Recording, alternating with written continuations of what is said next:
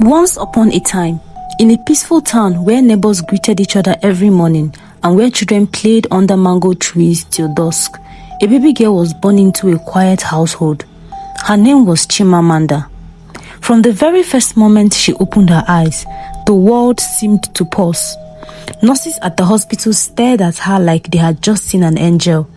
One of them whispered, "This child is too fine. Her face looks like light." They all took turns holding her, some even prayed for her. People who had come to visit other patients found themselves stopping by Amanda's cot just to admire her. Amanda was the only child of her parents, a middle-class couple who lived simply but with joy. Her father, Mr. Collins, was a school teacher, and her mother, Mrs. Evelyn, ran a small provision store near the junction. They weren't rich, but they were content. And now they had Amanda, a child who carried the kind of beauty you only saw in storybooks. By the time she was 3, Amanda was already known across the street. Children stopped crying when she walked in. Women smiled more when she greeted them.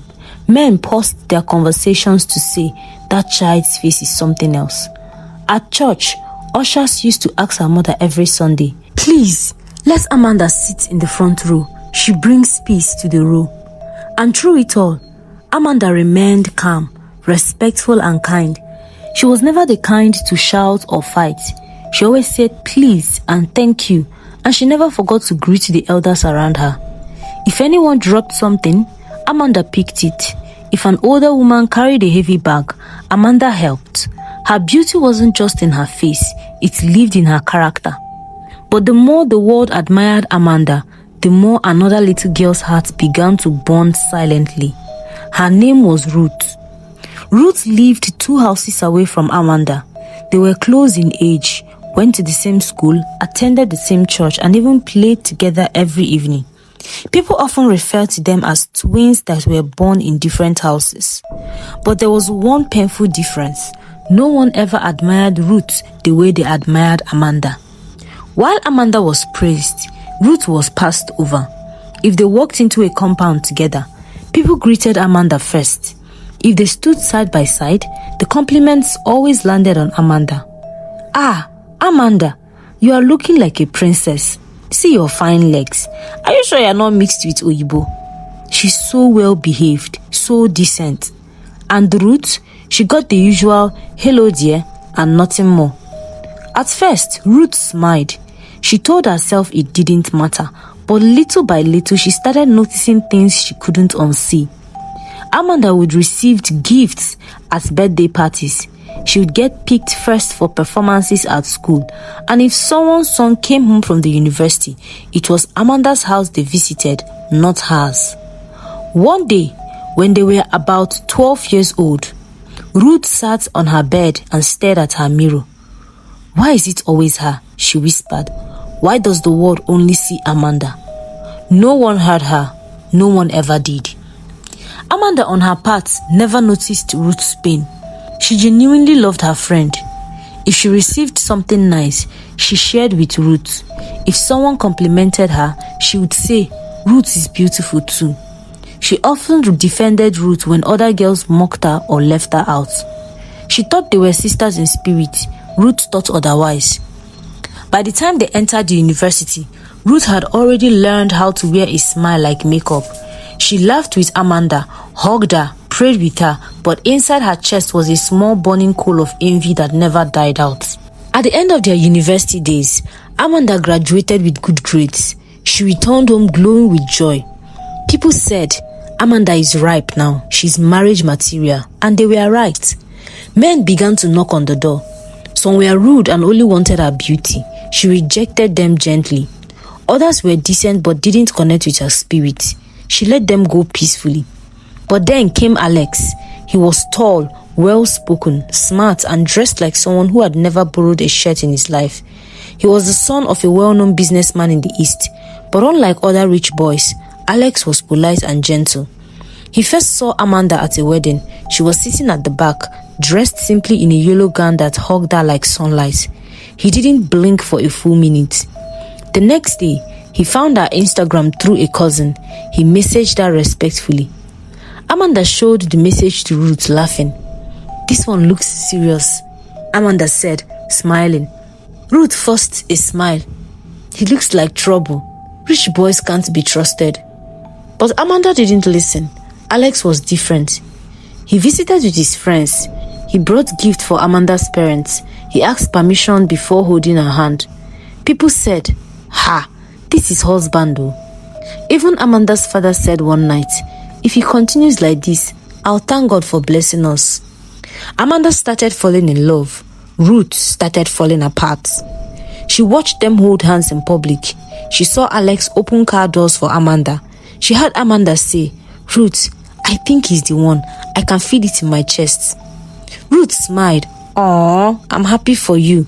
But that night, she couldn't sleep. She tossed on her bed until midnight.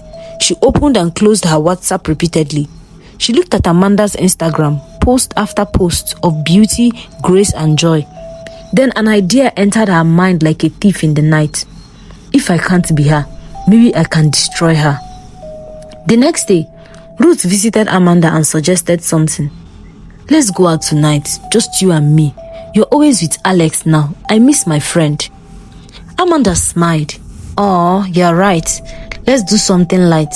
But you know I don't do loud places or drink." "Of course not," Ruth laughed. "It's just a soft bar. You can even take malt. I just want us to laugh like old times." That evening, Amanda wore a soft blue gown. Ruth called an Uber. He drove them to a quiet bar near town. The lights were warm, soft music played. Amanda ordered Chapman. Ruth ordered water and something extra. As Amanda stepped outside to cough after sipping her drink too fast, Ruth opened her bag quickly, brought out a small sachet and poured the powder into Amanda's water. Amanda returned, laughing. "You see why I don't drink? My throat almost slapped me." Ruth giggled. "Drink water, Joe." Amanda lifted the glass and drank. Few minutes later, she started blinking slowly. "I feel tired." "Maybe you are stressed," Ruth said sweetly. "Let's get you home." They ordered a ride. Amanda was asleep before the car turned off the main road. When they got to Amanda's apartment, Ruth opened the door with Amanda's spare key. A man was already waiting inside, a tall stranger Ruth had arranged earlier. He wore jeans and a polo. He looked nervous. "Just lie beside her. Don't touch anything. Just pose." Ruth took the picture of Amanda asleep and the strange man lying together. Then Ruth whispered, "Thank you," and sent the images to Alex. Before then, at the bar, Ruth had copied out Alex's number to her phone, waiting for the right time to strike. The message landed on Alex's phone at exactly 11:44 p.m. He stared at them for 5 minutes. No words, just heavy breathing. A moment later, Amanda's phone buzzed. "You played me. I thought you were different. I looked at you and I saw forever. I told my mother you were the one. I made space for you in my life and my heart. And now I feel shame. I was stupid to believe in you. Please don't ever call this number again." Alex blocked Amanda's number. The next day, Amanda woke up feeling like she had slept for 2 days. "How long was I out?" she asked Ruth, rubbing her eyes. "Just a few hours," Ruth replied, yawning. "You were exhausted." Amanda nodded but felt a strange ache in her spirit. Later that day, she tried calling Alex. The number didn't ring. She opened WhatsApp. The final message before the chat disappeared. "You looked innocent. I guess even the devil wears a pretty face." Amanda sat on her bed, staring at the screen. Her mouth quivered. Her heart raced. "I didn't do anything." Her heart began to shake. She looked at Ruth, who was now rubbing her back. "My dear friend," Ruth said with a soft voice, "don't worry. If he left you like that, maybe he was never meant for you." But the moment Amanda turned away, Ruth walked into the kitchen and laughed so hard her stomach hurt. She opened her mouth wide and said, "Fool, you thought you would leave me behind and marry a rich man. It will never happen. Amanda the precious, Amanda the princess. Rubbish." And for the first time in a long time, Ruth slept with peace in her heart. Amanda tried to move on. She told herself that maybe Alex was never meant to be her husband, that maybe, just maybe, something better was coming. She smiled during the day, cleaned the house and attended to her business, and told everyone she was fine. But at night she cried, quietly, alone. She never told Ruth how much it broke her. She didn't want to seem weak, but the truth was she was hurting. Still, life moved on. One evening, as Amanda and Ruth walked along the busy streets after picking up a few things from the market, something unexpected happened. A clean black Jeep pulled over beside them. The glass rolled down. "Excuse me," a calm voice said. Both ladies turned. The man in the driver's seat wore a well-tailored shirt, fine wristwatch, and had a well-groomed beard that gave him a mature, responsible look. His name was Jude, and he wasn't there by accident. He looked straight at Amanda. "Hi, I'm sorry to interrupt, but I saw you from afar and something told me I shouldn't let you pass without saying something." Amanda blinked. "I hope you don't mind. Could I have your number? I know it's sudden, but you seem like someone I would regret not meeting properly." Ruth was standing beside her, smiling, but inside her stomach turned. Amanda hesitated, blushed a little, and quietly said, "Okay." She gave the number. As the car drove away, Ruth beat the inside of her cheek to keep her from screaming. Later that night, Amanda told Ruth more about the man. "He's a real estate guy," Amanda said. "He owns his own company. He has a younger sister abroad, and Ruth, he's so respectful, like really calm. He texts me good morning and calls to check in." Ruth just nodded and smiled.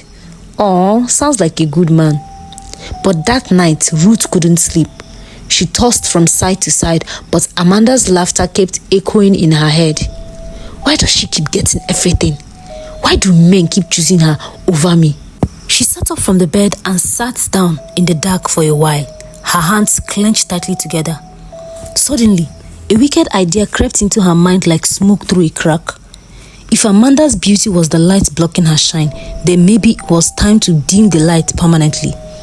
Without a second thought, Ruth changed into some dark clothes, wrapped her head and left the house. She took a bike into the outskirts of town, deep into a bush path only few people dared to go. After what felt like forever, she reached a hidden compound surrounded by dead leaves and black smoke. There was a strange silence in the air, like the ground itself was afraid to speak.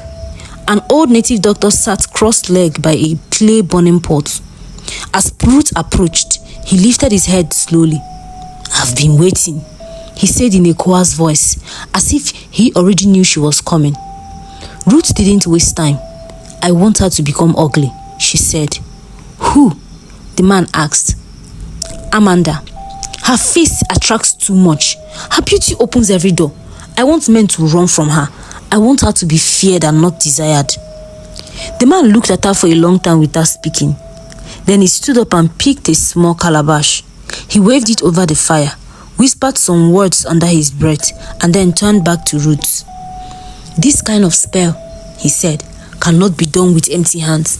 You must bring something that belongs to her, something valuable, something that has touched her skin."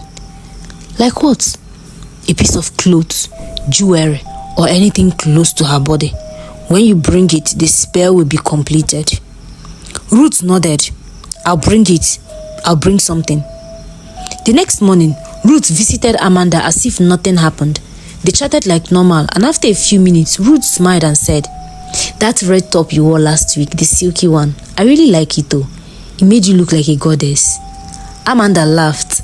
"You like it?" "I do." "If you want it, take it," Amanda said casually.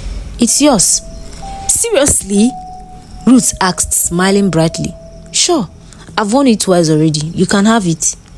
Ruth left the house with the blouse tucked neatly in her bag and a devilish grin on her face. That night, she returned to the native doctor with the clothes. The man took the cloth with both hands as if it was gold. He laid the cloth on the floor, poured black powder on it, and began chanting some strange words. He tied feathers, oil, and blood around the clothes, spat on it 3 times, and then dropped it into the fire. The flames hissed loudly. Then the native doctor turned to Ruth and handed her a small round pot wrapped in red clothes. "From this moment, any man who looks at her will see a monster. She will be feared, not loved. rejected, not accepted. He leaned in closer, but remember, hide this pot well. If anyone sees it, the curse will return to you 7 times stronger. Ruth clutched the pot and nodded, and left the shrine with a wicked fire in her eyes. The next few days were normal. Amanda continued chatting with Jude. They planned to meet again. He offered to take her out, lunch at a nice hotel. That morning, Amanda wore a soft pink gown. She looked radiant. Her hair was packed neatly, light makeup, perfume. She felt ready for a new chapter. She had Jude's car on. He was downstairs. Amanda smiled and rushed out. As she stepped out of the gate, Jude stepped out of the car too and froze. His face twisted, his eyes widened, and his smile vanished. Amanda walked closer, confused. "Hi," she said. Jude took 2 steps back. "Wait, what's wrong with you?" He stammered and suddenly entered his car and drove off. Just like that. Amanda stood there. People on the street stared. One woman whispered, "Why did he run like that?" Amanda went back inside, confused and broken. She texted Jude, no reply. She called, switched off. She sat on her bed and stared at the wall for 2 hours. That was how Jude blocked her and never called her again. The next week, a new man came. This one was from church. His name was Stan, a youth leader, kind, funny, godly. He started talking to Amanda gradually through WhatsApp. He even prayed for her over the phone. Amanda was cautious but hopeful. One day, he came to visit. He greeted Amanda's mom politely, sat in the parlor, and Amanda came out to say hello. He stood up to greet her, but as his eyes met her face, something changed suddenly. He sat down slowly, then checked his phone like he had a message. I remembered something," he said. "I have to rush somewhere urgent. I'll call you later." He left immediately. He never called. Amanda opened WhatsApp that night. He had blocked her. By the 3rd man, Amanda had stopped expecting anything. And when her boss at the private school suddenly called her into the office and said, "We're letting you go," no reason in particular, Amanda knew something was seriously wrong. She walked home that day under the hot sun wearing sunglasses, not to block the sun, but to hide her tears. At night, she cried for hours. Her mother sat beside her, holding her like a baby. "Mama, is there something wrong with me?" "No, baby," her mother said softly, tears in her own eyes. "You're still my light." "Why is everything breaking, Mama? Why do people run from me now? Why do men look at me like a ghost?" Her mother didn't have answers. She just held her tighter. And the neighbors began to talk. Gossip flew from house to house like wildfire. "That Amanda girl, maybe she has a spiritual husband. All those fine girls, you won't know what they do at night. Every man that comes for her runs. That's not ordinary. Her mother should better take her for deliverance." So Amanda heard some of it. The rest she felt in the stairs. She stopped going out, stopped posting online, stopped looking in the mirror. Every time she tried to smile, the sadness in her eyes betrayed her. Ruth, on the other hand, was flourishing. She posted pictures online, laughing. She told people Amanda was taking a break from social media. But in her room at night, she opened the black pot and smiled like a queen who had won the crown. She even lit a candle beside it and whispered, "Now the world can see who truly deserves to shine." The days blurred into each other. Amanda stopped counting time. She no longer knew if it was Monday or Friday. The only thing that told her a new day had come was the light seeping through her curtain each morning, and even that felt like an enemy. She had become a ghost in her own home. Her phone gathered dust. Her wardrobe stayed untouched. She barely left her room, and when she did, her shoulders were hunched, her eyes swollen from nights of crying. Her once soft skin turned pale, her appetite vanished, and her reflection no longer looked familiar. The girl who used to make people smile had become someone strangers avoided, and even people who once loved her now whispered behind her back. In the beginning, Amanda tried to pray. She laid on her bed and muttered, "God, are you still watching?" But by the end of the second week, her voice had gone silent too. One afternoon, her mother entered her room and found her sitting on the cold floor with her arms wrapped around her knees. "Amanda, you haven't eaten all day," her mother said softly. "I'm not hungry," Amanda replied, her voice weak. "You can't keep going like this." "I didn't do anything, Mama.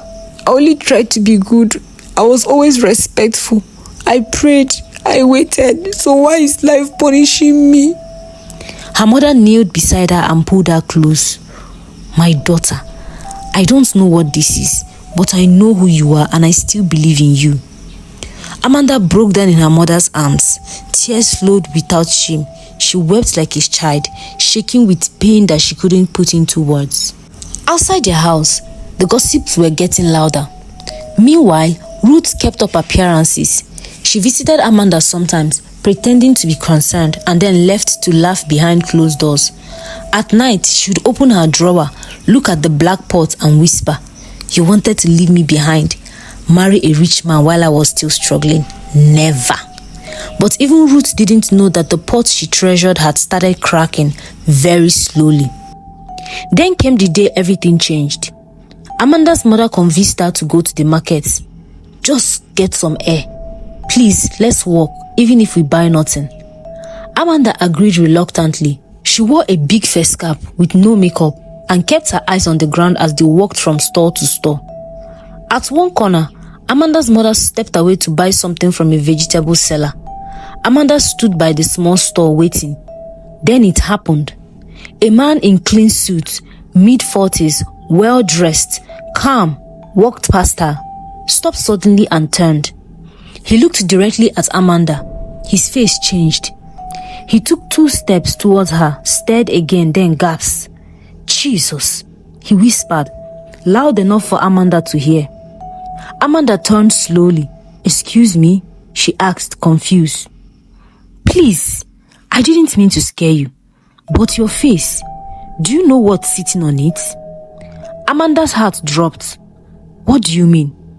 "There's a veil," he said, his voice trembling. "A black spiritual covering. I just saw it now. I don't know you, but the Spirit of God opened my eyes." Amanda stared at him like he had spoken a foreign language. He stepped closer. "Do you know anyone who has been working against you? A close friend, a friend?" Amanda's lips parted slowly. "Why are you saying this?"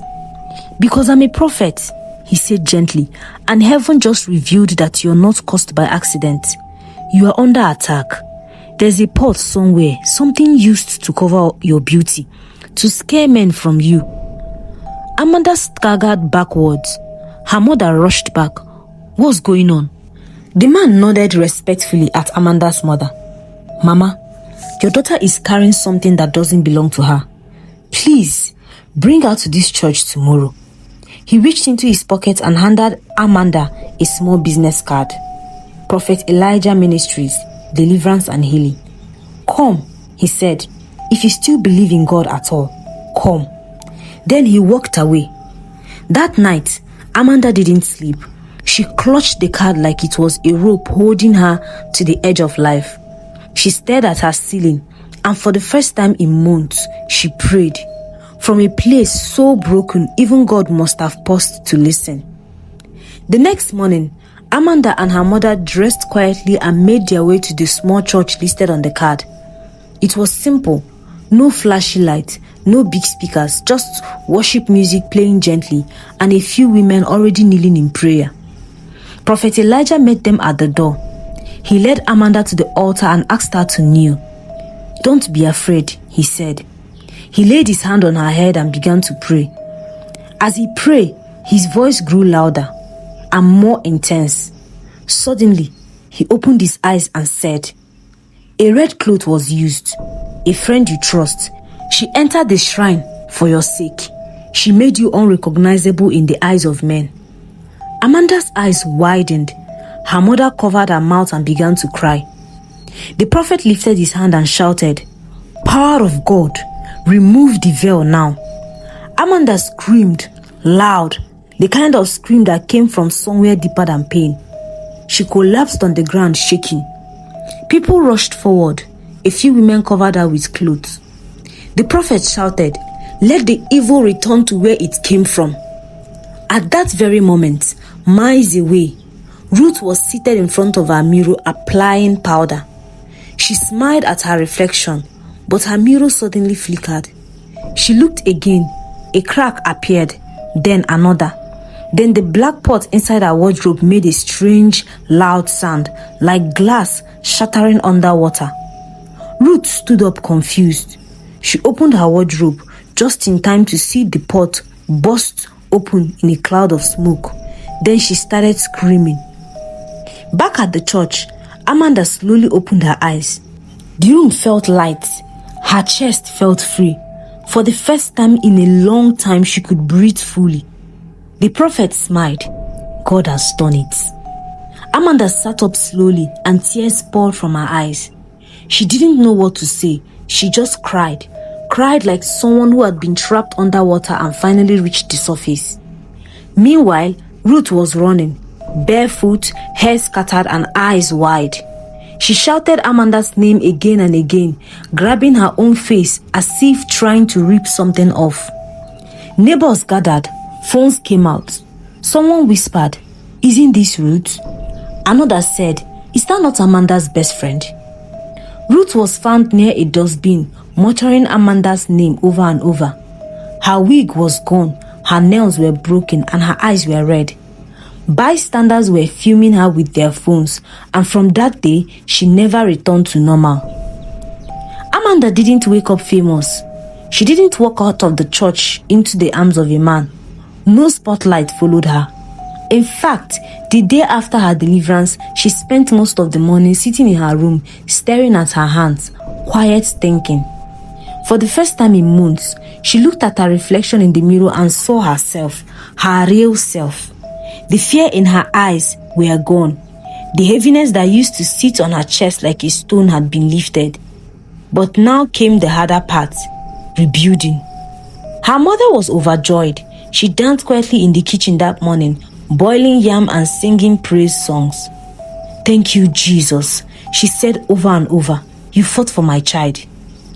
Amanda smiled faintly from her room, but deep down, she felt wounded. So much had been taken from her. Her peace, her pride, her reputation. It wasn't something deliverance alone could erase, because healing takes time. The news of Ruth's madness had spread, but Amanda said nothing. She didn't even want to see her. Some people came to Amanda's house to check on her, but they were only there to gossip. She served them with a smile but didn't tell them anything. She had learned that not everyone who sits in your house is on your side. Weeks passed. Slowly, Amanda began to live again. She returned to her online business. She reactivated her WhatsApp. She joined a women's fellowship in a quiet church nearby and started volunteering.